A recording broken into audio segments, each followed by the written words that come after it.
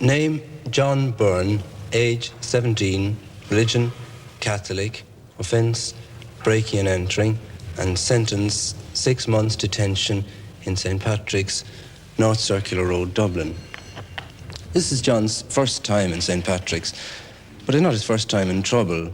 On the other occasions, he got the Probation Act. And this time, he finds himself behind these pretty solid walls, together with about 150 young fellas between the ages of 16 and 21, and this is going to be his home for quite a while. John is not as tough as he looks. When the officer comes along tonight and locks and bolts this cell door, it could well be that John will cry himself to sleep, as he finds himself, for perhaps the first time in his life, behind a bolted, locked door, in a room to himself, in a bed to himself. Tomorrow, John makes the final break with his old life. Tomorrow he puts on the rough clothes and heavy boots and has his hair cut in regulation style. Along with all the other jeans and drain pipes and winkle pickers, his own clothes are put into storage, and also sometimes other less pleasant relics of the past, like chains and knuckle dusters and studded belts.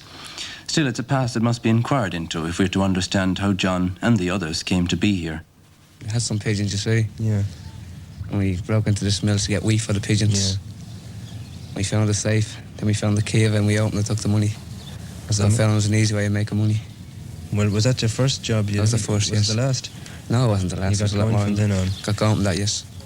What are you in St. Patrick's for? Robbing fella. What kind of robbing? House breaking. Did you do many jobs? I did it in enough fella.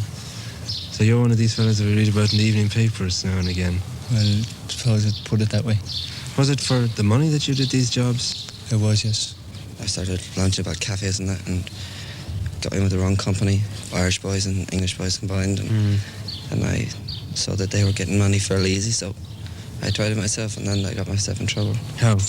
Well, I took a van load of portable radios from outside a shop, drove it away, and that was the same one. Second time was the same one. Well, when I was in England, I got into a company over in England and celebrating a win one night, we went off drinking, and then I got the longing for it and kept at it. Came home and started drinking at home, came home on holidays, and after getting home on holidays, his father died and started drinking, and when he wasn't with me then I joined a water company and got into trouble with those. The inadequate work in Ireland, the inadequate employment, and when a boy sees some of his boys he went to school with coming home from England all dressed up and flash watches and everything, that he thinks to himself, well, I could have them too, but if I could get them on easy. How do you think fellas get into trouble? Well, first of all, they stay out of work further, and they need money to clothe themselves and go out and enjoy themselves. They get browned off and they want money to go somewhere, so to get some easy money somewhere. Whatever may have been the cause of the crime, the result is the same, a more or less lengthy stay in St. Patrick's. This place was originally built for adult prisoners in an age when a prison was meant to be a very unpleasant place. The prisoner had no contact with his fellows and spent most of his time alone in his cell, meditating on the consequences of his misdeeds and resolving, it was hoped, to lead a better life in future. So changes were necessary, naturally, when the building became an institution for young offenders about 7 years ago.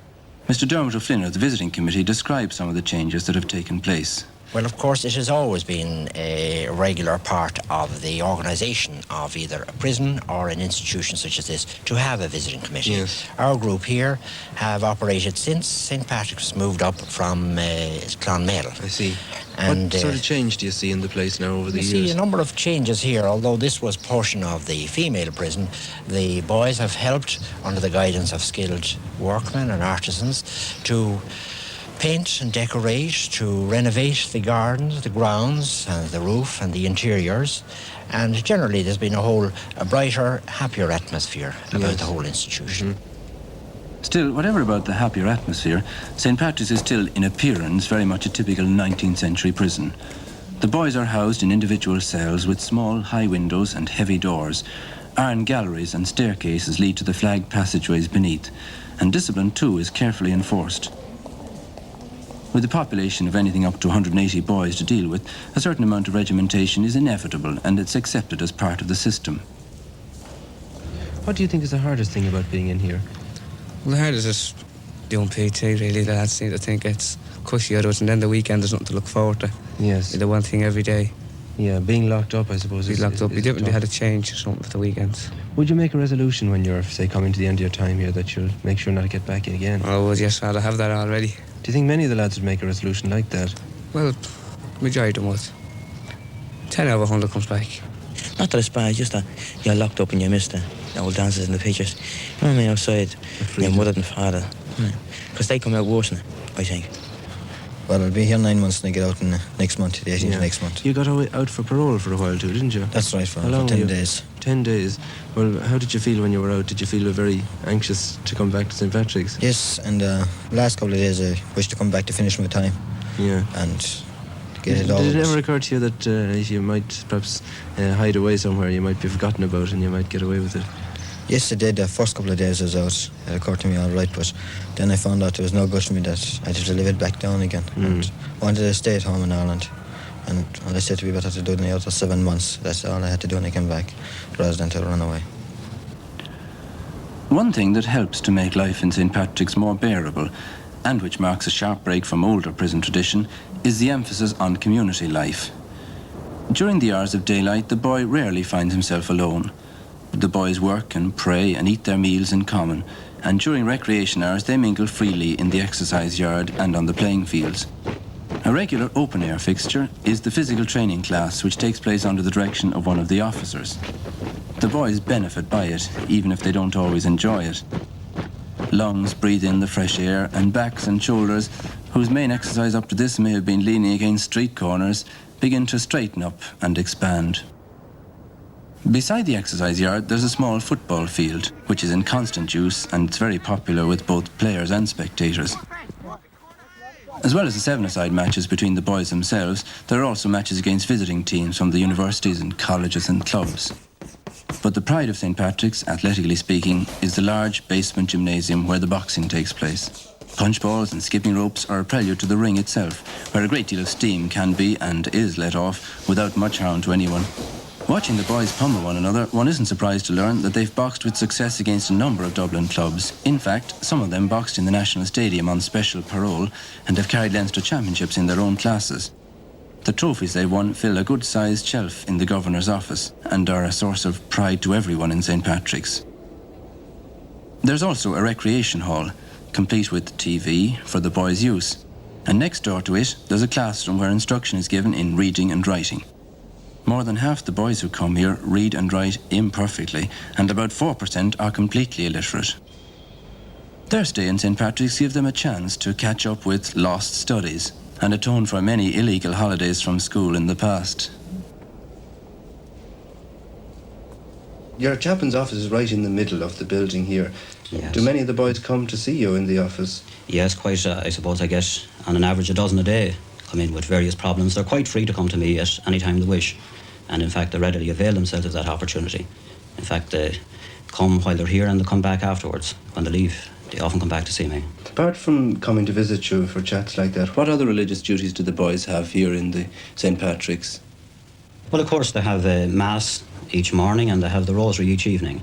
In fact, the Rosary is very much their own because some years ago, one of the boys suggested to me that it should be a boy that should give out the Rosary, and also they were very fond, they're always, in fact, they're very good at singing hymns. For the past few years, we've encouraged a few boys to learn the harmonium. They practice it, they learn it by ear really, but they become very good at it. So one of the boys plays a hymn after the Rosary, and they all stand up, and certainly they nearly raise the roof. What other religious context do the boys have when they're here? Well, also I hold classes. These are entirely voluntary, but about 90% of the boys attend them. I take them in groups. Of course, when I say class, I really mean that they're informal discussion groups, because on account of the numbers and also because they're coming and going all the time. And I make quite an amount of use of visual aids like film strips and things like that. Do you find them interested in their religion when they're in here? I find them excellent. I think that really they react. In fact, that's one of the consolations of my job. It's a job that needs a few consolations, but they're very, very good. And yet I suppose many of those boys weren't in fact practicing before they got into trouble at all. Yes, quite a number of them haven't been. That I think was one of the roots of their troubles. The aim of any penal institution for young people shouldn't be punishment so much as rehabilitation. The young offender must be prepared and helped to take his place again in society. And society must be prepared to accept him and absorb him. Many of these boys have been out of work for long periods. They've lost the habit of work, if they ever had it. They must regain it before they leave. So the main part of the day in St. Patrick's is spent at work of one kind or another. Those who are serving short sentences are put to work in the woodyard or cleaning the cell block or other similar jobs. But for those who are serving longer sentences, something more ambitious is attempted. These have the time to learn crafts that will be useful to them in later years. The basement of one wing of the buildings has been transformed into a series of bright and well-furnished workshops. Here, under the supervision of some of the officers, the boys can learn the essentials of any one of a number of crafts, including carpentry, cabinet making, motor engineering, tailoring, and the making and repairing of shoes. Most of the boys seem to take a genuine interest in their work and are very proud of the finished product. And in fact, it's evident that they do profit by the instruction they receive.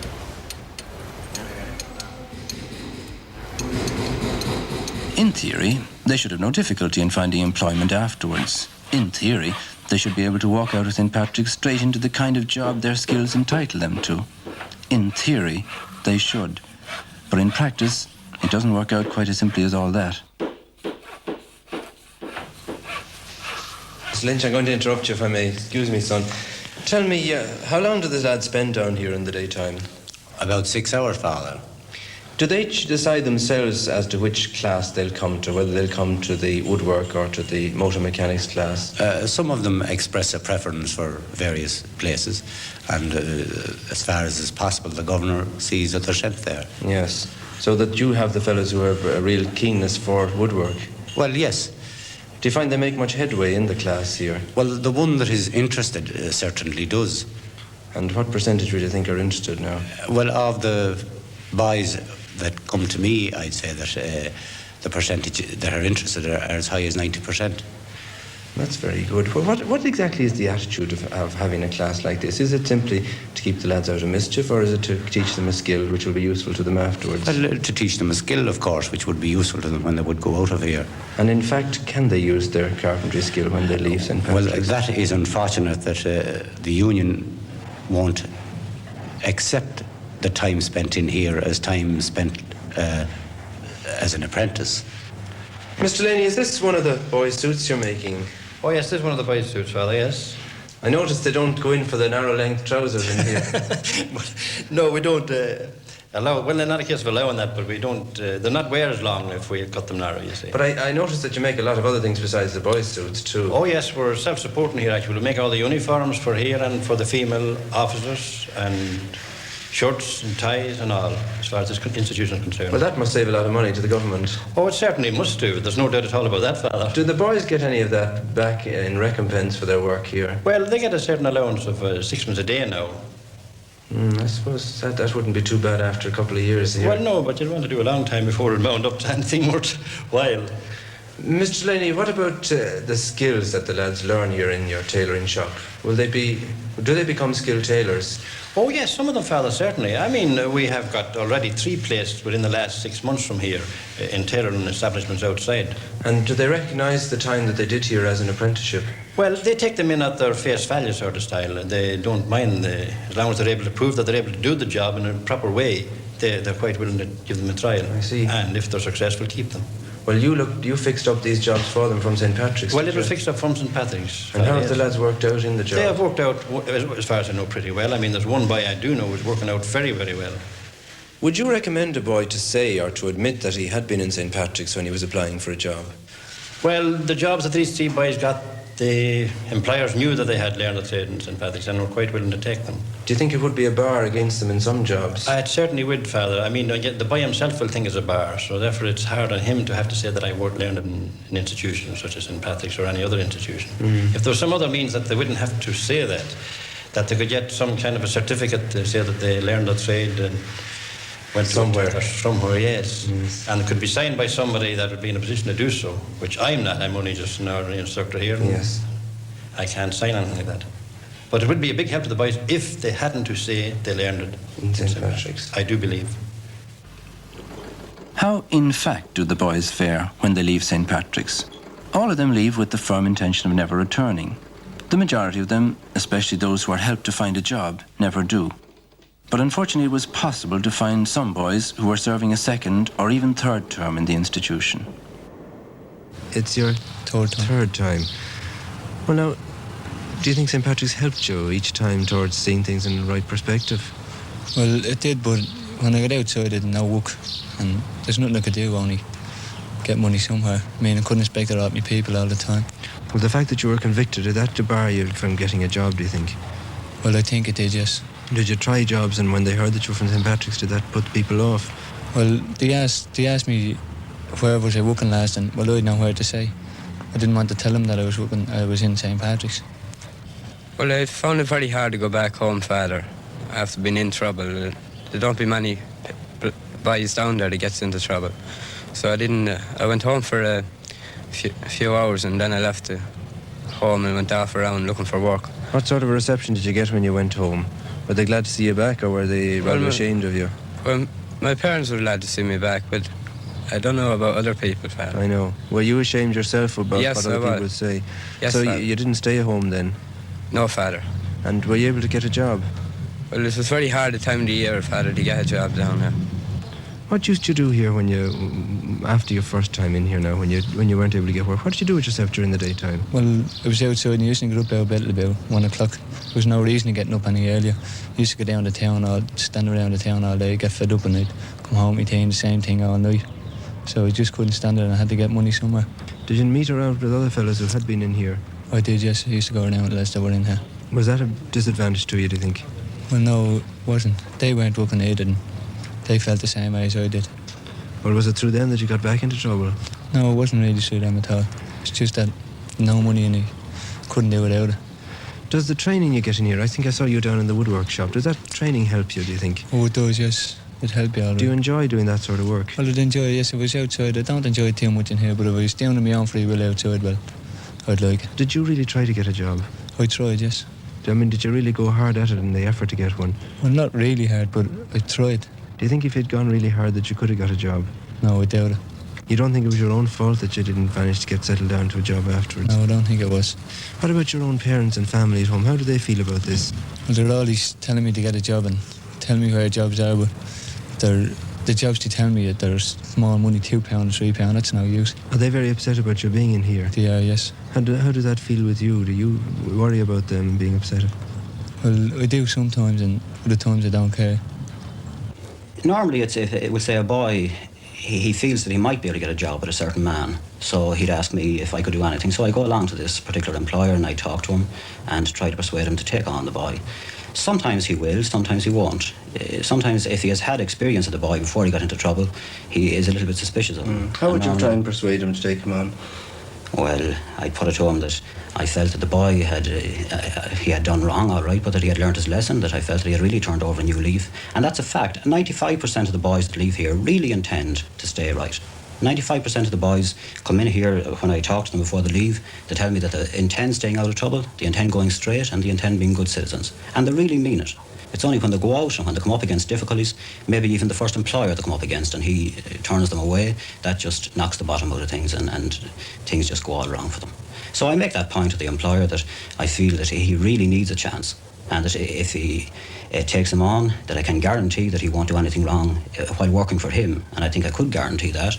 And secondly, I tell him that, well, he's doing a good Christian act by giving a chap a chance to start and to get on his feet. And even if he only kept him for a few months and gave him a background, so that when he goes looking for another job, he could say that, well, I worked for so-and-so, well, that's a tremendous achievement and a tremendous act of charity. Even the longest sentence comes to an end, and the day comes when the boy can step out of the gate and face the world again a free man.